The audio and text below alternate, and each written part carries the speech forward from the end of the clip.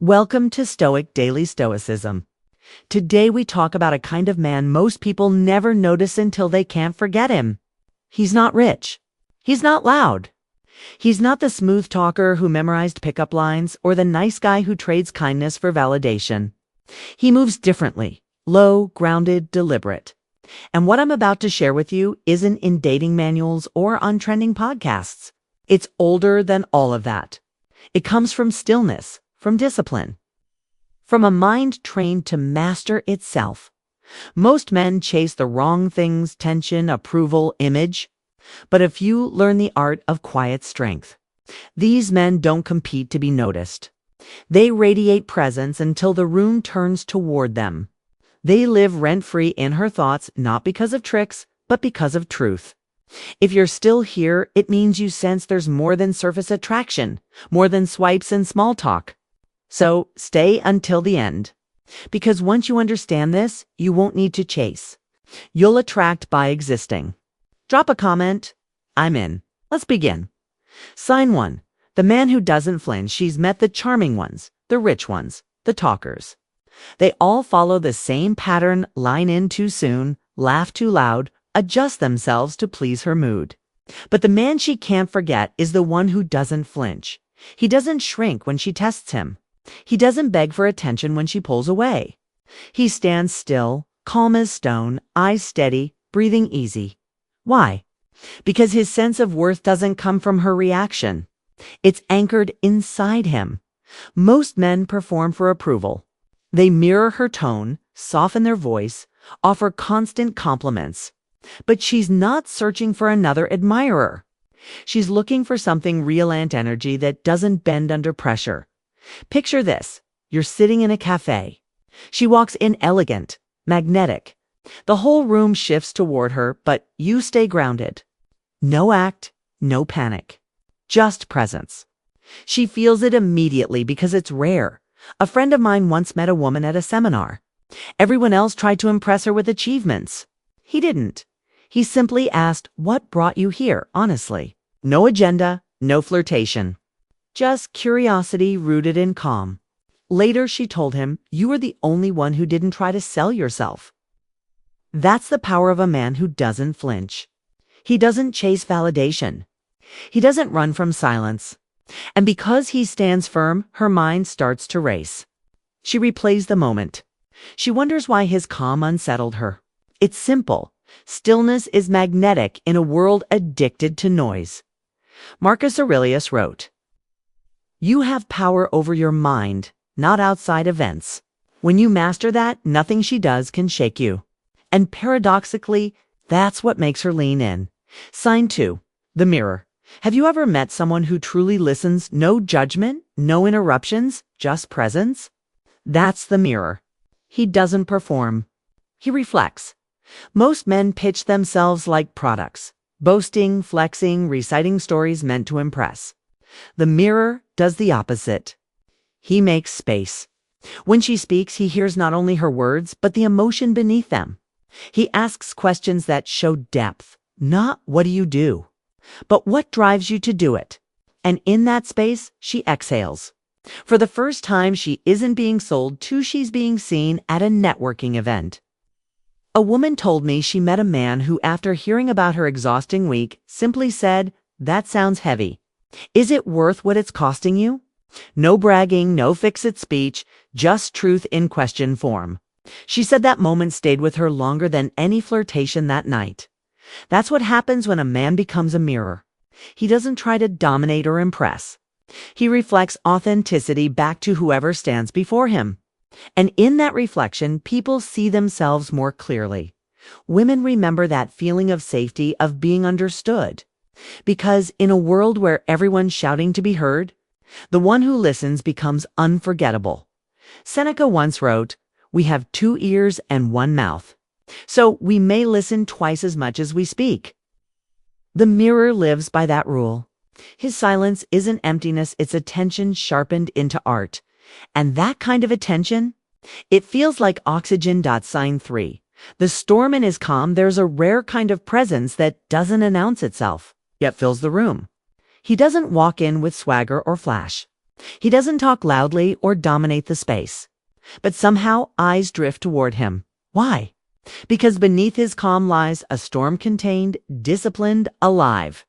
It's not the chaos of anger. It's the quiet tension of a man who's mastered himself.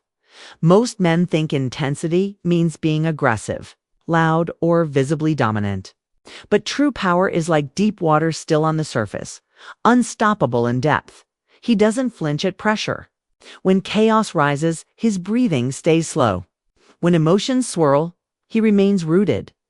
Not because he feels nothing, but because he's learned to feel everything without drowning in it. Women sense this immediately. They can't explain it, but they feel safer around him and yet slightly nervous too. Because he's unpredictable in a way that isn't reckless, but real. He's calm, but not passive. Silent, but never small. There's movement beneath his stillness, and it pulls people in. I once met a man like this. He wasn't physically imposing, didn't have the kind of face that stops traffic. But when he entered a room, people quieted. He didn't interrupt, didn't demand attention. But when he spoke, the air seemed to shift. Every sentence carried weight because there was no wasted word. He reminded me of something Marcus Aurelius said. Waste no more time arguing about what a good man should be. Be one. That's what this man embodied. He didn't need to preach Stoicism. He was Stoicism in motion, centered, aware, present. When a woman argues, tests, or projects her emotions, he doesn't shrink or fight back with anger. He lets her feel what she feels without losing himself. He's not her opponent. He's the eye of the storm, watchful, unbothered, but deeply present. That contrast drives her mind wild. Because every other man either begs or breaks. He does neither. He stays. Not because he's trying to win, but because leaving his center would mean losing his peace and that's a price he never pays. His calm isn't coldness. It's awareness. His silence isn't distance. It's mastery. And when she finally realizes that his calm isn't a performance, but a choice, she feels something she can't explain. Safety and awe intertwined. That's why she keeps thinking about him. Not because he gave her attention, but because he carried himself like a storm contained in stillness. He embodies the old Stoic truth. He who controls himself controls his world. And that kind of man, he doesn't need to chase. The world follows him naturally. Sign for the man who walks away. There, it's a sacred kind of power in walking away, not from love, not from life, but from anything that costs your peace. Most people mistake stillness for weakness. They think a man who doesn't argue or chase is indifferent. But they're wrong. He simply knows his value and refuses to bargain with it. The man who walks away isn't playing games. He's not manipulating for attention or pretending to care less. He just refuses to stay where respect is missing. When a situation turns toxic, when disrespect creeps in, when he feels himself shrinking just to be accepted, he doesn't explode. He doesn't beg. He simply stands, breathes, and leaves. No slammed doors. No drama. Just quiet clarity. That silence echoes louder than any fight could. Because most men, when faced with rejection or disrespect, chase harder. They argue, explain, defend. They try to prove their worth to someone who's already decided not to see it. And in that chase, they lose something sacred, self-respect. But the man who walks away knows this truth. You teach people how to treat you by what you tolerate, so he doesn't lecture. He demonstrates.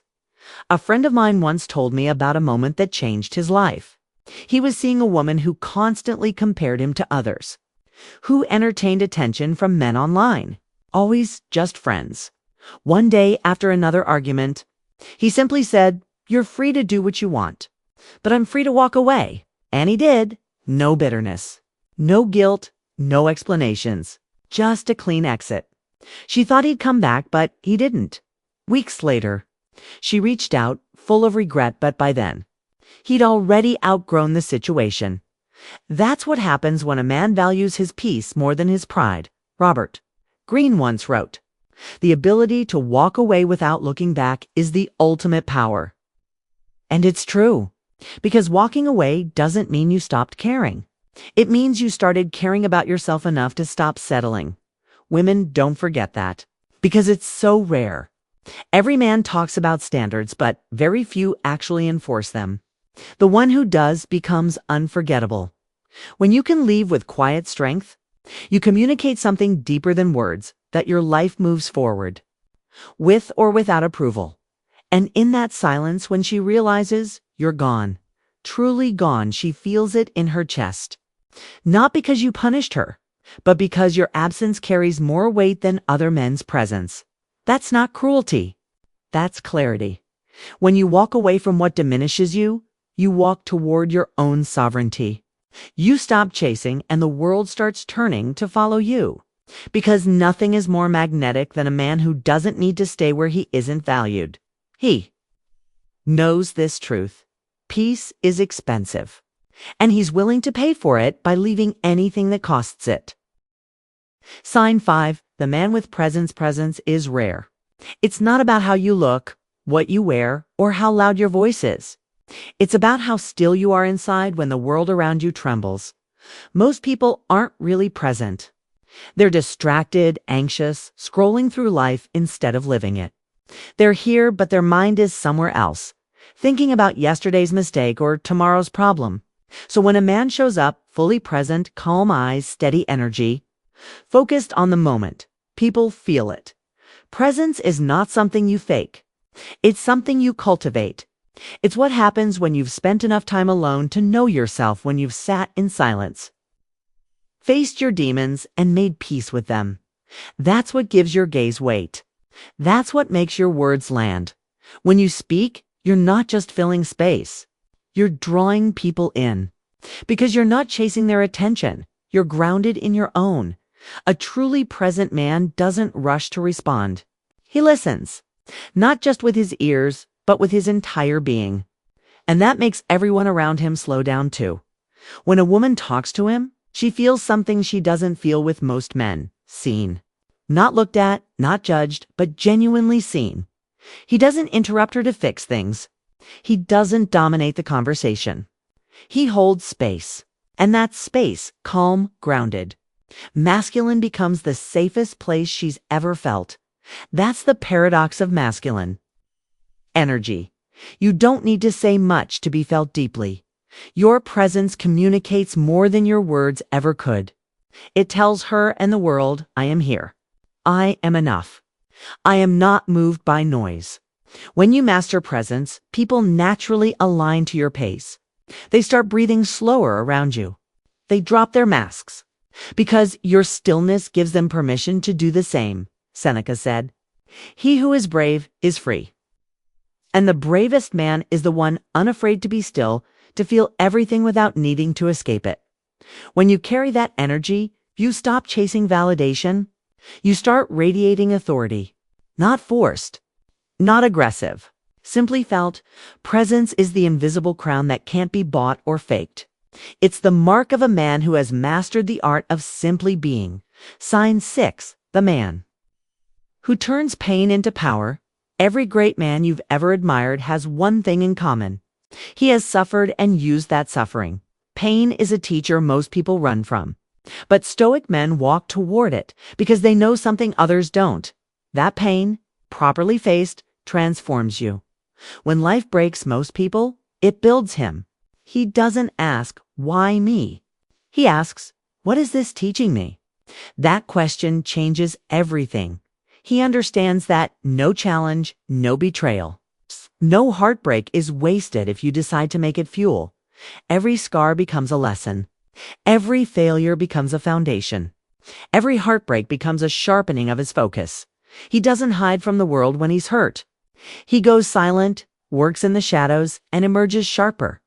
Because he knows growth is ugly, but peace is born from pain. The Stoics taught that suffering itself isn't evil. Our response to it determines whether it destroys or strengthens us. Epictetus said, it's not what happens to you, but how you react to it that matters. So he reacts like a craftsman. He uses pain as raw material. He turns rejection into redirection, loss into learning. loneliness into strength. He doesn't need sympathy. He builds silently. He doesn't need revenge. His success speaks louder than anything else ever could, and that's what women and the world sense in him. A quiet resilience. The kind of strength that doesn't need to be announced. It's because it's etched into his energy. He's not bitter because he understands that bitterness means the pain still owns you.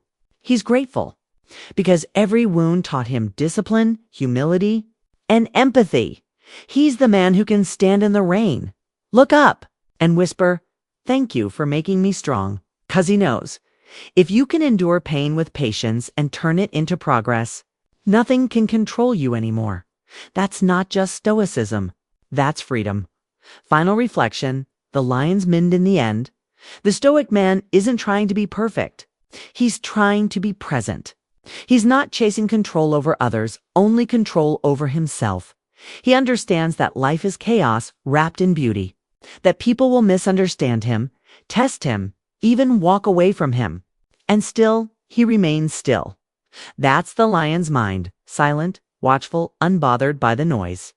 Of the herd, he doesn't move because others panic. He moves when it's time. He speaks when words have weight. He acts with intention, not impulse. And when you master that, you stop trying to win people over. You start winning yourself. You realize the only validation that matters is the one you give yourself when you lay your head down at night. And no, you didn't break your code. You didn't lose yourself. You stayed grounded when others lost control. That's masculinity. That's stoicism. That's power. The calm man in the storm. The quiet man in the noise. The peaceful man in the fight. He's not trying to impress anyone. He's becoming someone worth remembering. And that, right there, is what makes him unstoppable. The silent standard when a man reaches true stillness. He stops needing to prove his worth. He no longer posts, preaches, or performs. He simply is. And that quiet confidence becomes a mirror that exposes insecurity in others. He doesn't talk about being high value. He simply moves like someone who values himself. He sets standards through action, not announcements. People notice it. They start adjusting their tone, their effort, their discipline. Not because he demanded it, but because his presence raises the temperature in the room. That's leadership without noise. That's masculinity without ego. The circle he chooses, he evolves. His circle shrinks. He stops chasing crowds and starts cherishing solitude. Not everyone deserves access to his energy. Because he understands one truth. Peace requires boundaries. He chooses friends who sharpen him, not flatter him. He chooses women who inspire calm, not chaos. He chooses mentors who challenge his comfort, not feed his pride. He becomes intentional with his time, selective with his words, ruthless with his habits. Because the older he gets, the more he realizes the wrong company can silence your spirit faster than failure ever could. The way he loves when he loves. He loves with depth, not dependency. He doesn't chase attention because his heart no longer seeks validation. It seeks alignment.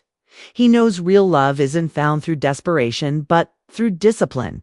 It's not a rush. It's a rhythm. It's two people who can sit in silence and still feel understood.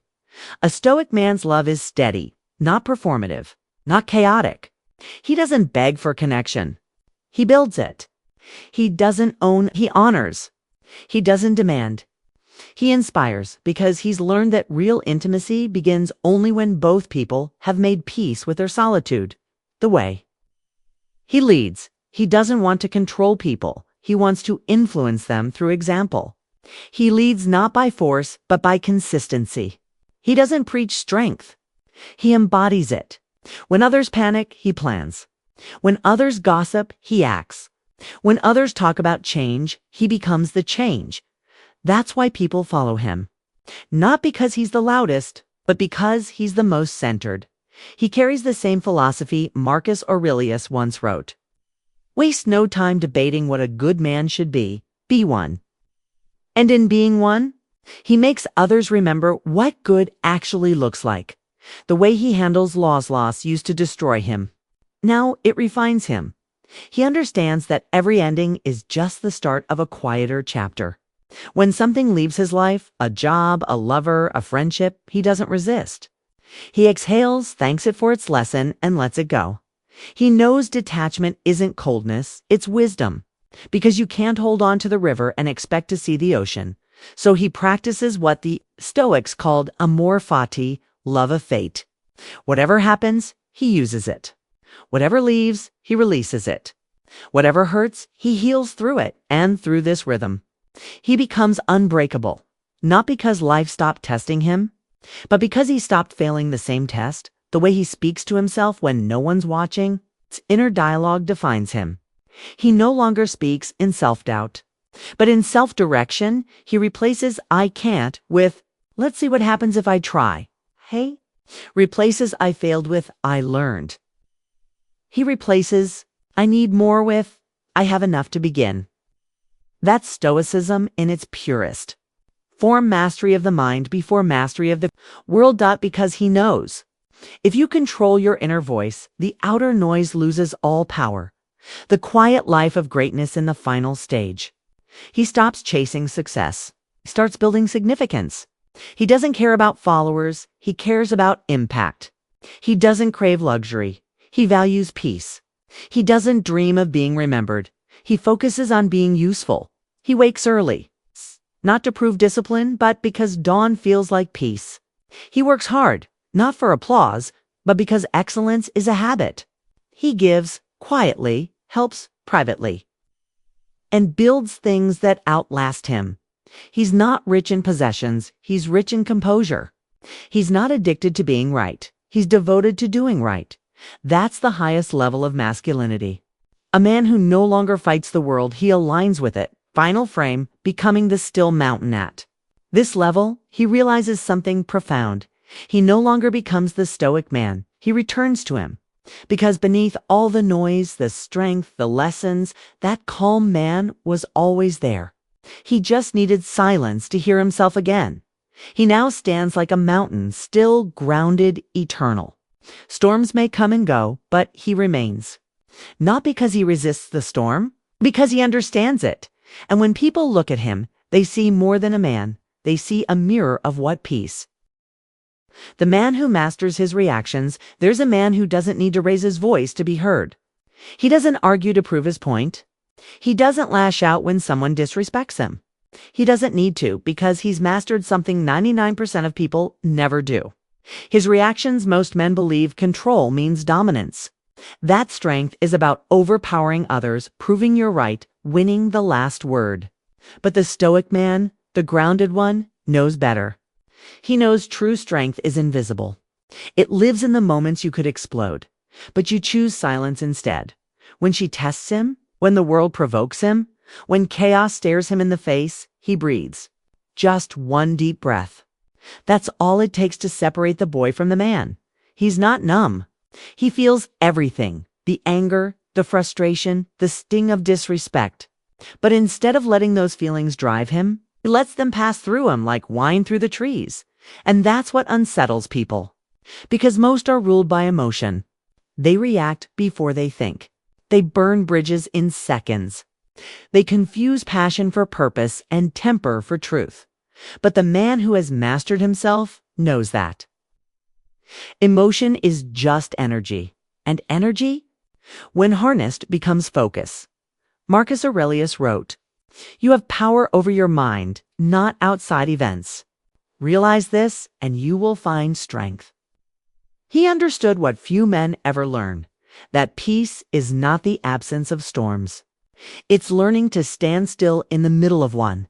Imagine this. You're driving. Someone cuts you off, almost scraping your car. Most men would roll down the window, curse, honk, maybe even chase. But you exhale. You let him go. Because you realize the one who loses his temper is already the one who's lost. Now imagine she's testing you. You know, that tone, sharp, cold, designed to get a reaction. Most men defend themselves. Most men argue. But the man who's mastered his reactions, he smiles slightly and says, "I understand." Then he walks away. That's power. Not weakness, power. Because power isn't found in noise. It's found in composure. And here's the truth. When you react, you're controlled. When you respond, you're in control. The woman watching you, the people around you, they can feel it. They see it in your posture, in the way your eyes don't flinch, in the way your tone never breaks, because the man who can stay calm when others lose control isn't just respected, he's remembered. There's something magnetic about restraint, something powerful about quiet, something rare about dignity in a world addicted to outrage. So next time you're tested, remember this: don't give away your peace for free. Silence isn't weakness, it's wisdom measured in seconds. And when you learn to master your reactions, you no longer chase control. You are control. That's the man she can't forget. Not because he's cold, but because he's unshakable. Sign 8, the man who protects his energy there. S, a man who understands that not every battle deserves a warrior, and not every woman deserves his attention. He values his time like currency. His peace is sacred ground. His focus is a temple. And while others chase noise, he guards silence. While others chase validation, he guards his purpose. You see, energy is the real currency of life. You can lose money and make it back. You can lose time and learn from it. But when you give away your energy to chaos, gossip, drama, or meaningless attention, that's something you never recover. Seneca once said, "He who suffers before it is necessary suffers more than necessary." That's what most men do. They drain themselves fighting imaginary battles, overthinking words that didn't need responses, chasing people who were never staying. But the man who protects his energy, he chooses differently. He knows when to walk away. He knows when to stop explaining. He knows when to say, "This conversation no longer serves me." That boundary, that invisible line, is the mark of a man who's done the work. He doesn't chase approval because he knows peace feels better than being liked. He doesn't argue because he knows silence wins more wars than words ever could. And that's exactly what draws people toward him. Because energy doesn't lie. You can't fake peace. You can't fake alignment. You can't fake the calm of a man who's finally learned that solitude isn't loneliness, it's power. Think about it. When a man is comfortable in his own company, when he doesn't need noise to feel alive, he becomes magnetic. Not needy, not arrogant, just full. One of my friends once told me, the day I stopped chasing everyone was the day I started attracting everything. That's the paradox of masculine energy. The more you protect it, the more the world respects it. When you move like your peace is priceless, people stop trying to waste it. So here's a question worth asking yourself. Where is your energy going? Is it being scattered in every direction, chasing validation, reacting to negativity, explaining yourself to people committed to misunderstanding you? Or is it being invested in your purpose, your discipline, your calm, your craft? Because every ounce of energy you spend shapes the man you become. Women feel that too. They sense when a man's energy is clean, undistracted, and intentional. He doesn't chase. He doesn't rush. He's not desperate to be seen because he already sees himself. That's presence. That's magnetism. That's the quiet confidence of a man who protects his peace like it's sacred. Because it is. And when a man like that walks into a woman's life, he doesn't beg to be chosen. He simply stands in his truth. And that truth does the choosing for him.